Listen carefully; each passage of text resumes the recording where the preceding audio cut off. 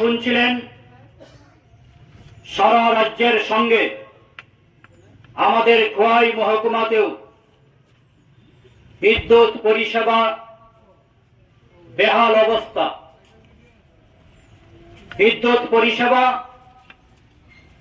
রাজ্যের শহর থেকে গ্রাম, গ্রাম থেকে পাহাড় সর্বত্র একেবারে তলানিতে গিয়ে ঠেকেছে। এবং আমরা লক্ষ্য করছি আমাদের রাজ্যের এই ডাবল ইঞ্জিনের সরকার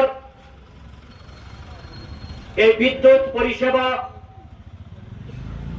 মান উন্নয়নের প্রশ্নে সেখানে কোনো ইতিবাচক ভূমিকা গ্রহণ করছেন না। দিনের পর দিন সেখানে বিদ্যুৎ পরিষেবা মানুষের যে প্রত্যাশা সেই প্রত্যাশা পূরণ করতে পারছে না। ঘন ঘন শেডিং হচ্ছে, ঘন্টার পর ঘন্টা বিদ্যুৎ থাকে না, এমনকি হাসপাতালের মতন জরুরি পরিষেবা পর্যন্ত দীর্ঘ সময় সেখানে বিদ্যুৎহীন অবস্থায় থাকে।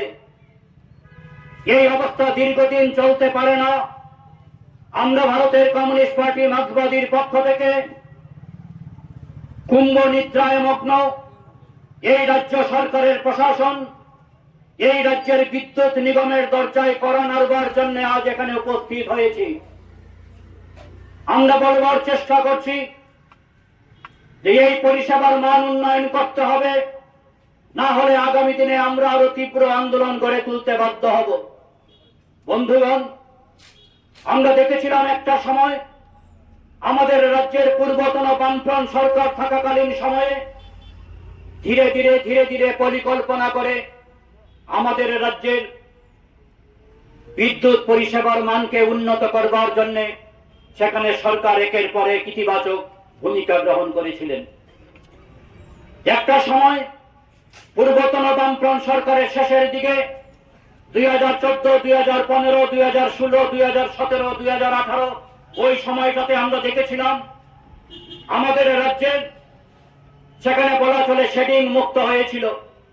যখন রাজ্যের বামফ্রন্ট সরকার সেখানে পালাটানায় 726 মেগাওয়াট এবং তার আগে মনারচকে 105 মেগাওয়াট এবং এর আগে আমরা দেখেছিলাম বরমুড়া, রুকিয়া এই সমস্ত তাপবিদ্যুৎ কেন্দ্রগুলি এবং নিপকুর সেই আরসিনগরের তাপবিদ্যুৎ কেন্দ্রে, এমনকি ডম্বুরের জল বিদ্যুৎ কেন্দ্রেও সেখানে বিদ্যুতের উৎপাদন বৃদ্ধি করবার জন্য সেখানে ভূমিকা নিয়েছিলেন।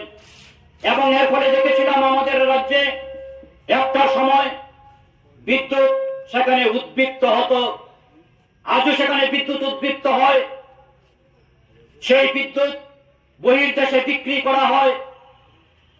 এবং আমরা দেখেছিলাম 2014, 2015 সাল পালাটানায় তাপবিদ্যুৎ প্রকল্প চালু হওয়ার পর থেকে আমাদের রাজ্যে নিরবিচ্ছিন্ন বিদ্যুৎ পরিষেবা আমরা ভোক্তারা পেতে শুরু করেছিলাম।